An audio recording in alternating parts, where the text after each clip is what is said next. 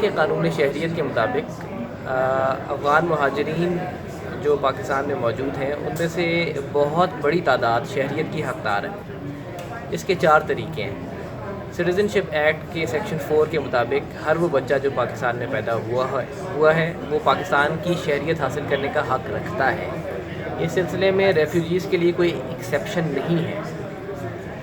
اس لیے افغان مہاجرین کی بہت بڑی تعداد، بعض ایسٹیمیٹس کے مطابق 2/3 ایسی ہے جو پاکستان میں پیدا ہوئی تھی اور وہ سیکشن 4 کے مطابق پاکستان کی شہریت حاصل کرنے کا حق رکھتے ہیں۔ اس کے علاوہ اگر کوئی افغان مہاجر عورت پاکستانی مرد سے شادی کر لے تو وہ بھی آٹومیٹکلی پاکستانی شہری بننے کا حق اس کو حاصل ہے۔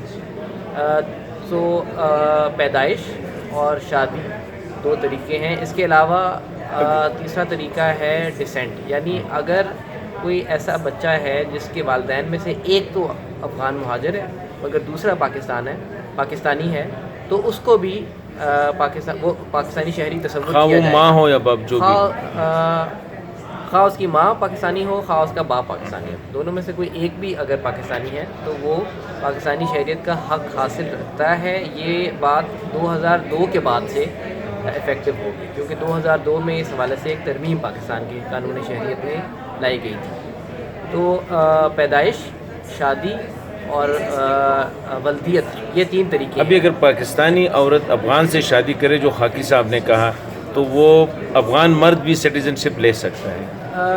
اس حوالے سے نہیں، یہ بات درست نہیں ہوگی۔ اس حوالے سے فیڈرل شریعت کورٹ کا ایک فیصلہ تھا، مگر اس فیصلے کے خلاف حکومت پاکستان نے سپریم کورٹ میں ایک اپیل کی ہے اور اس فیصلے کے خلاف سٹے ہے۔